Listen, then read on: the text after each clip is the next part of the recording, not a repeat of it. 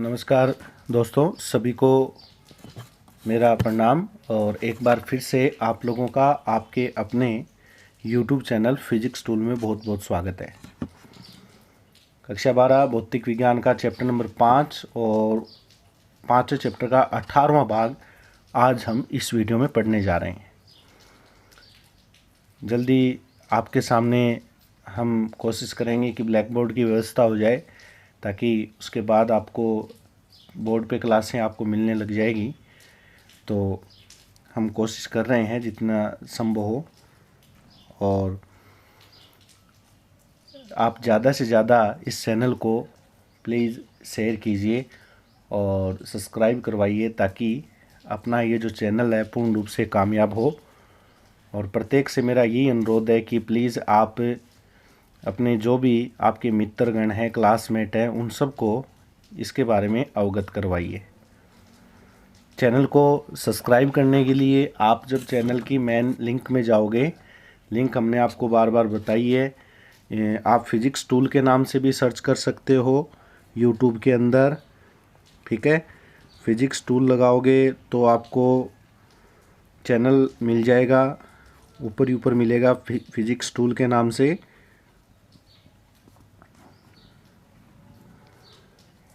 ठीक है, और जैसे ही उसमें आप जाओगे तो लाल कलर का एक बटन है सब्सक्राइब का, वो आपको दबाना है, जिसके बाद आपके पास प्रत्येक वीडियो के नोटिफिकेशन मिलते जाएंगे।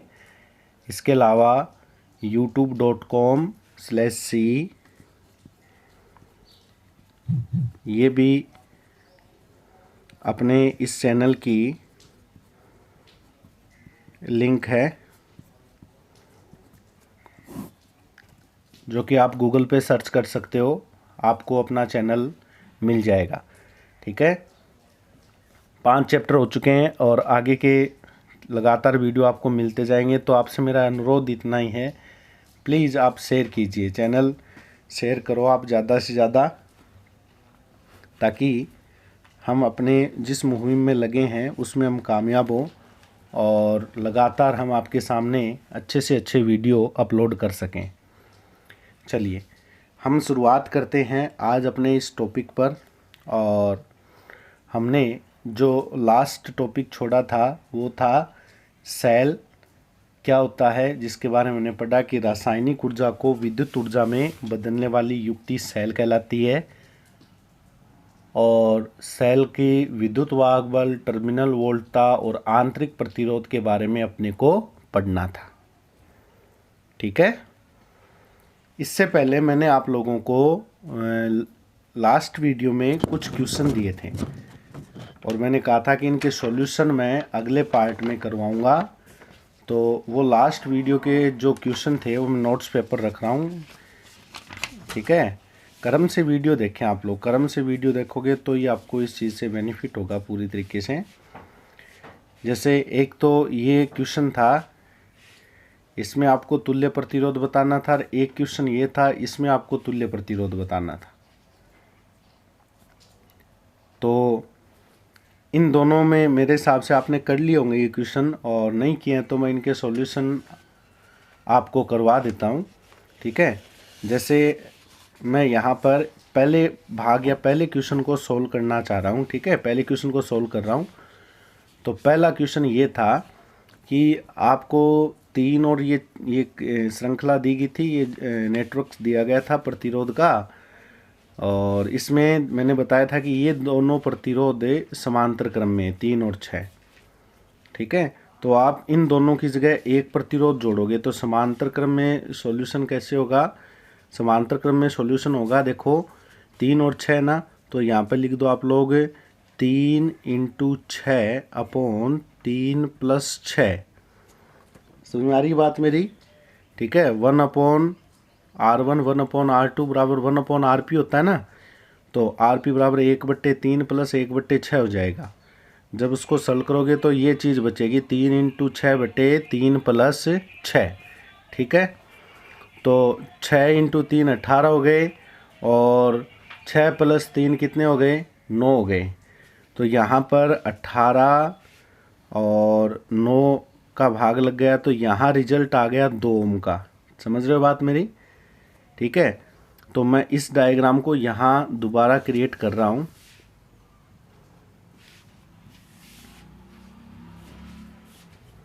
ये 5 ओम,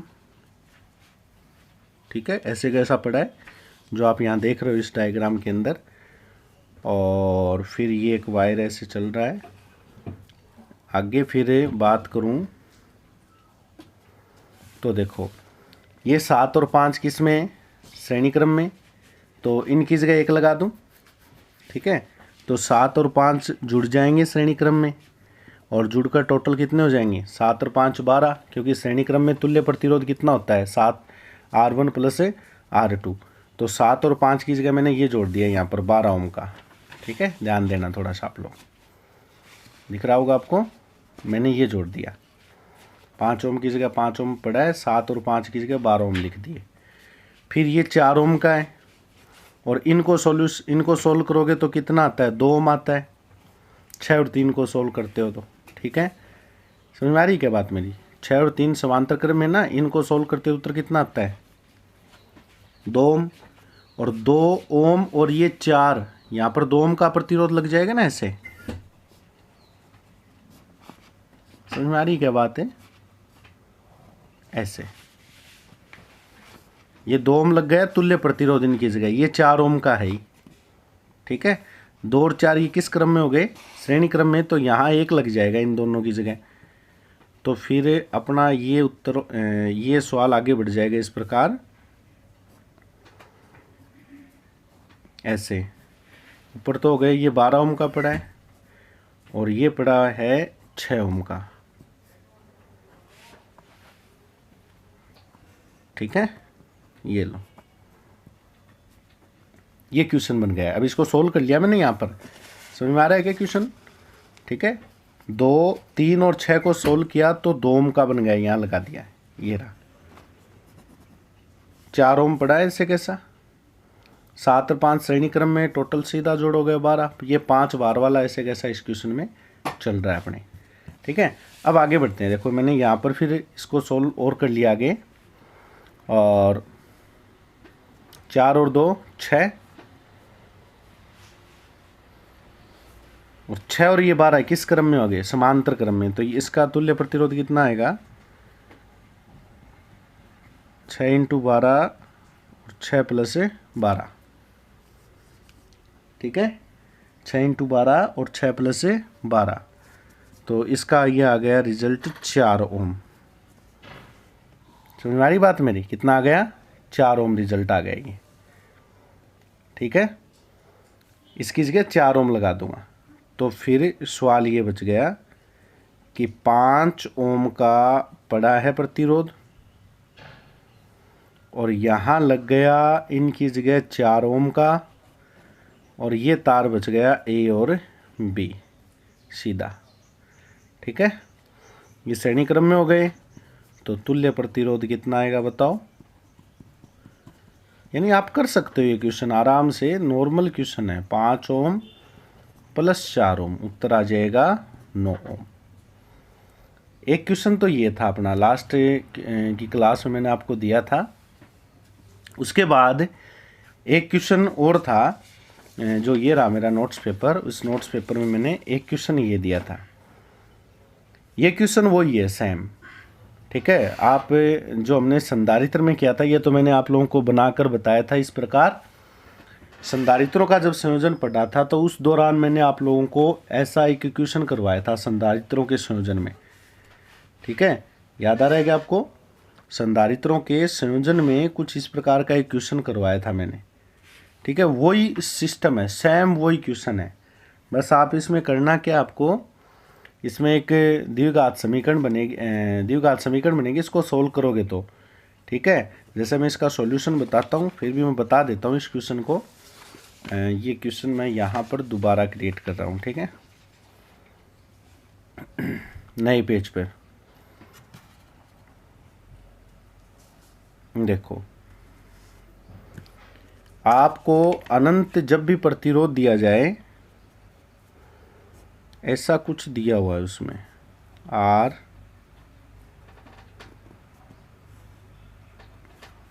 ए बी, ये भी आर है, ये भी आर है, ठीक है। प्रत्येक प्रतिरोध का मान आर है,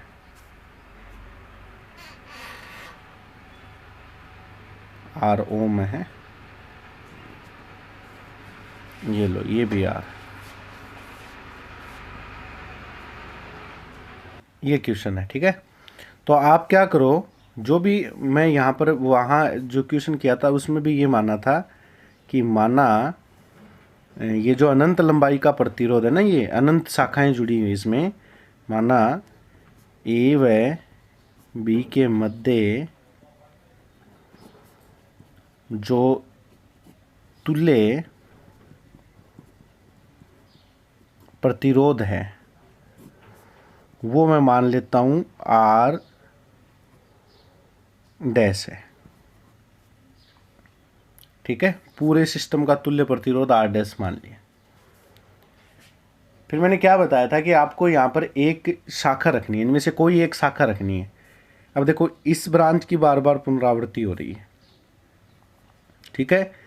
ये क्वेश्चन मैंने पहले करवाया हुआ है इस प्रकार का क्वेश्चन, और जो भी नया वीडियो जो पहली बार देख रहे हैं उनको ये कम समझ में आएगा, ठीक है। क्योंकि जो फर्स्ट टाइम देख रहे हैं उनको आसानी समझ में आएगा। तो मैं तो बार बार कहता हूँ, आपसे यही अनुरोध करता हूँ कि वीडियो आप कंटिन्यूटी से देखें, और लगातार अगर आप वीडियो देखते आओगे तो आप चैप्टर वाइज ये चीज़ें समझ में आएंगी, ठीक है। बहुत सारे बच्चे कह रहे हैं सर आपने बहुत चैप्टर करवा दिए, 5 चैप्टर करवा दिए, कैसे तैयार करेंगे।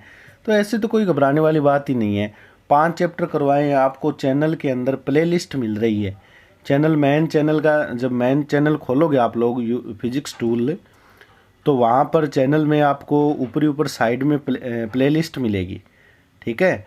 चैनल वाले फिजिक्स टूल वाले शब्द पर आप क्लिक करोगे तो आपको प्लेलिस्ट मिलेगी वहाँ पर।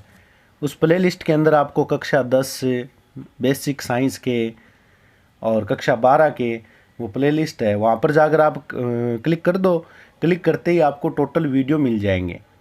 और फिर हमने चैप्टर वाइज प्रत्येक वीडियो के ऊपर जो मेन हेडिंग है वहाँ लिखा हुआ है चैप्टर कौन सा चल रहा है, और ऊपर वीडियो के मेन स्क्रीन पे भी आपको दिख जाएगा कि कौन से चैप्टर का कौन सा वीडियो है, ठीक है। तो आप डेली वो देखो, उस दौरान आप ये नोट करते जाओ, ठीक है।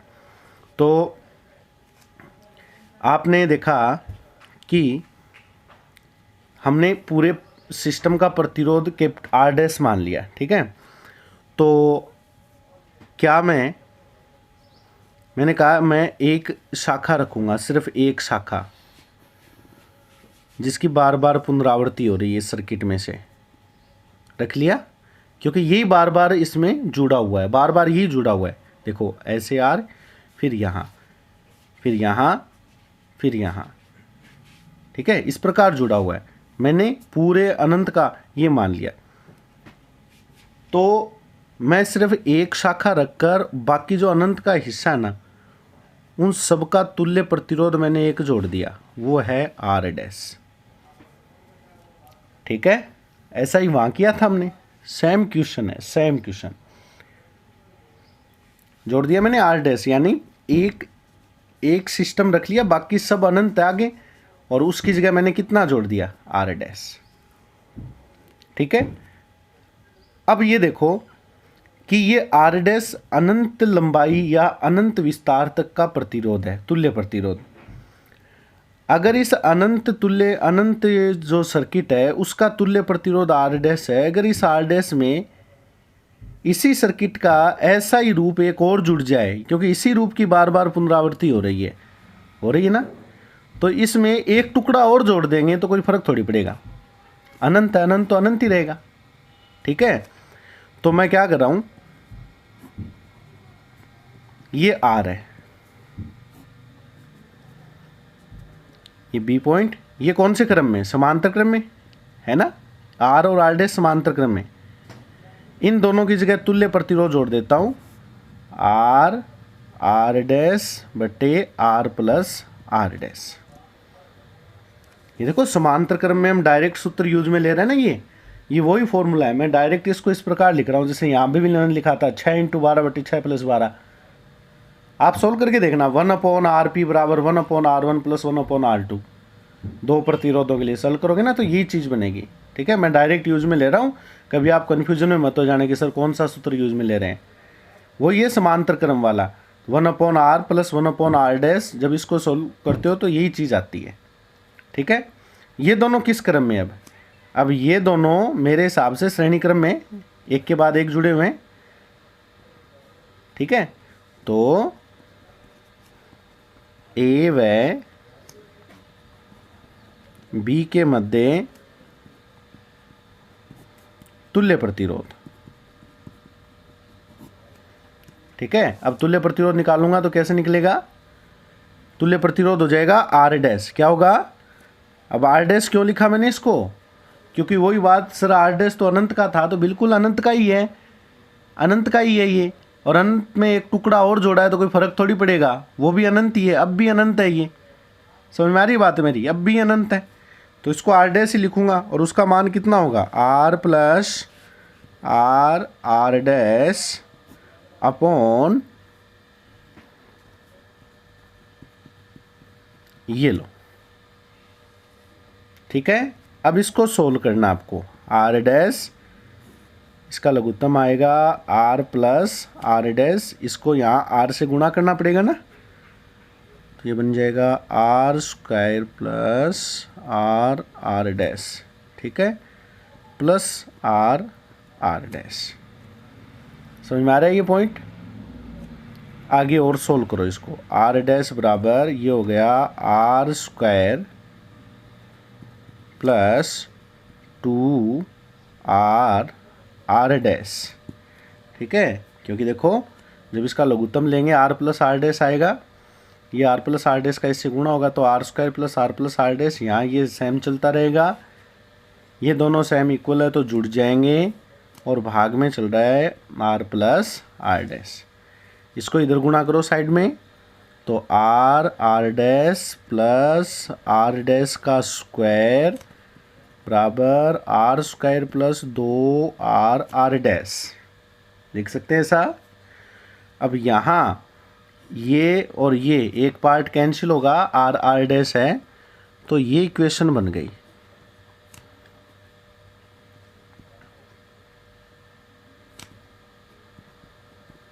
ये लो, इस प्रकार की इक्वेशन। समझ आ रही बात मेरी? ये क्या है? आर डैश के पदों में द्विघात समीकरण। क्योंकि मेरे को तो अनंत का ही प्रतिरोध निकालना है, अनंत का प्रतिरोध मैंने कितना माना है? आर डैश माना है, तो आर डैश निकालना है। और ये द्विघात समीकरण भी किसके पदों में बनाऊंगा? आर डैश के पदों में। तो क्या लिखूंगा? यह है आर डैश के पद में या पदों में द्विघात समीकरण है। ठीक है, अब इसको सरल करने के लिए वही मानक सूत्र काम में लेना पड़ेगा ना, श्रीधराचार्य सूत्र। और धराचार्य सूत्र कहता है आर डैश इज इक्वल, क्या होता है मैंने वहाँ पर भी बताया था कि a x square plus b x plus c बराबर 0 द्विघात समीकरण होती है। और इसका सॉल्यूशन होता है minus b plus minus b square minus 4ac/2a।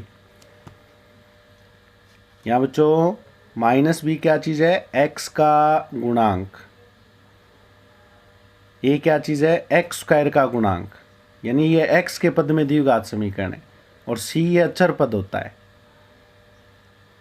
तो यहाँ पर वही बात, बी की बात करूँगा तो बी एक्स का गुणांक। अभी ये किसके पदों में समीकरण है? आर डैश के पदों में। ये किसके पदों में? एक्स स्क्वायर के पदों में द्विघात समीकरण है। X square plus b x plus c है कि नहीं? ये आर डैश के पदों में, यानी एक्स की जगह काम कौन कर रहा है यहाँ पर? आर डैश कर रहा है। तो मुझे बी चाहिए। बी किसका गुणांक है? एक्स का। तो यहाँ बी किसका गुणांक होगा? आर डैश का। माइनस सूत्र फॉर्मूले में होता है, लगा दिया। और आर डैश का गुणांक बताओ कितना? यहाँ पर माइनस आर है। समझ में आ रही है क्या बात? फिर प्लस माइनस का चिन्ह, अंडर द रूट बी का स्क्वायर, यानी बी का मान कितना है? माइनस आर का स्क्वायर। यही तो होगा बी का मान। ठीक है, जैसे मैं यहाँ लिख देता हूँ ये तो एक्स स्क्वायर की जगह है, ये एक्स की जगह, ये वो अचर पद है सी, ठीक है। ये है बी का मान, किसका मान है, बी का, और आर डैश का स्क्वायर का गुणांक एक है यहाँ पर, आर डैश यानी एक्स स्क्वायर का गुणांक ए होता है ना, तो यहाँ आर डैश का स्क्वायर ये गुणांक ये है, ये ए का मान है। समझ में आ रही है क्या बात है?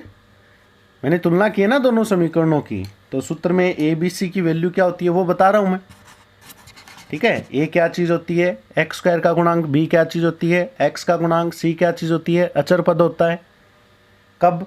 जब एक्स के पदों में द्विघात समीकरण हो, ठीक है।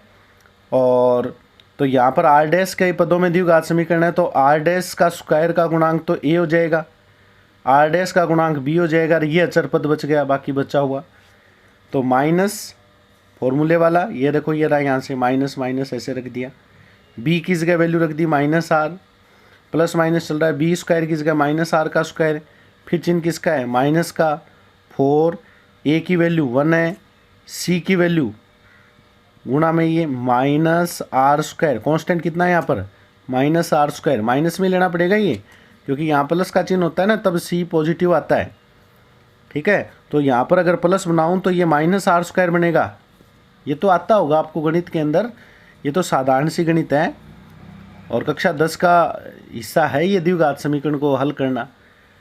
अपॉन 2a, 2a यानी एक्स स्क्वायर का गुणांक, तो यहाँ एक्स स्क्वायर क्या है, आर डैश का गुणांक 1 हो जाएगा, ठीक है। तो अब मैं यहाँ लिख देता हूँ इसका सॉल्यूशन, क्या बनेगा देखो,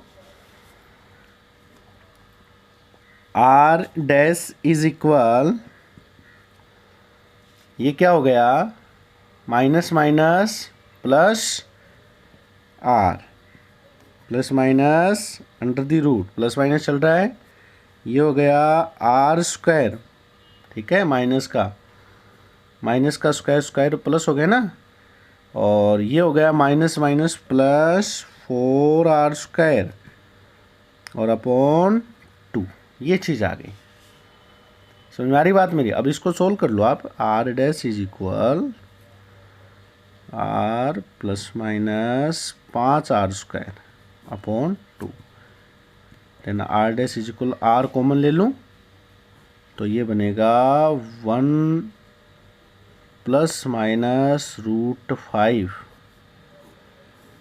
समझ में आई क्या ये चीज़?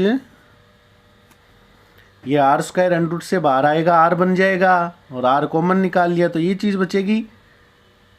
अब देखो यहाँ 2 मान आ सकते हैं, क्यों, आर डैश के 2 मान आ सकते हैं, या तो ये आएगा 1 प्लस रूट 5, और या फिर ये आएगा 1 माइनस रूट 5। अब कौन सा लें मान, प्लस वाला लें या माइनस वाला, क्यों, ये तो मतलब होता है इसका। अब देखो ये सेम क्वेश्चन है, अब 1-2 क्वेश्चन आप ऐसे करोगे तो प्रैक्टिस होगी ना। अब देखो इन दोनों प्रश्नों में अगर हम ध्यान दें